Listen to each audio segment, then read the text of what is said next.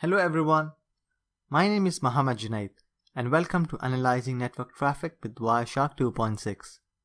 Before we begin, here's a brief about myself. I've been actively working as an IT networking consultant with my specializations in routing switching, security, and data centers. I have been working in the IT industry for more than 7 years now.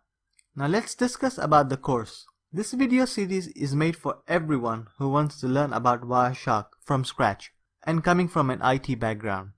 Often you must have heard the word packet capture or packet analysis, maybe from your friends, colleagues, or seniors, and I'm 90% sure this is what brings you here to learn about packet capture and analysis.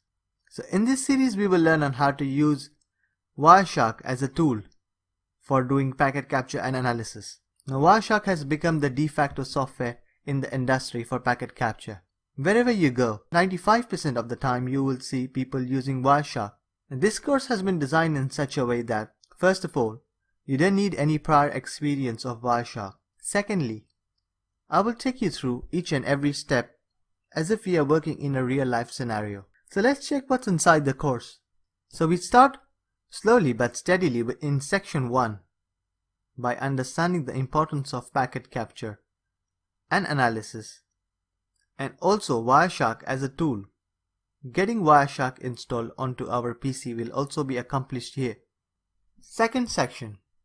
Going on to this section, we will get ourselves familiar with Wireshark's graphical interface and understand its options, menus, because I feel we cannot use Wireshark before we understand its options and menus. Section 3. By the time in Section 3, I feel we will be ready to perform some network traffic capture, hereby also understanding various filters and expressions to focus on the right data. Section 4. After network capture comes analysis of the captured data. Here I will walk you through a real-life scenario to understand the process involved in packet analysis and troubleshooting.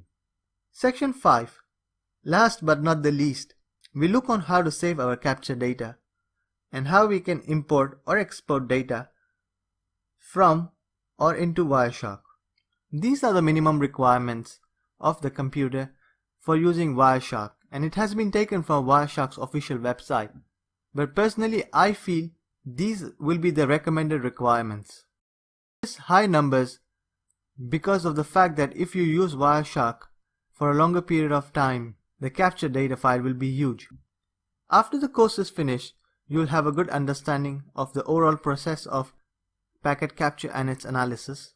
Also, you will be well versed with the Wireshark software and its options, menus, and various expressions. Finally, you can understand what's going on behind the scenes in a network traffic.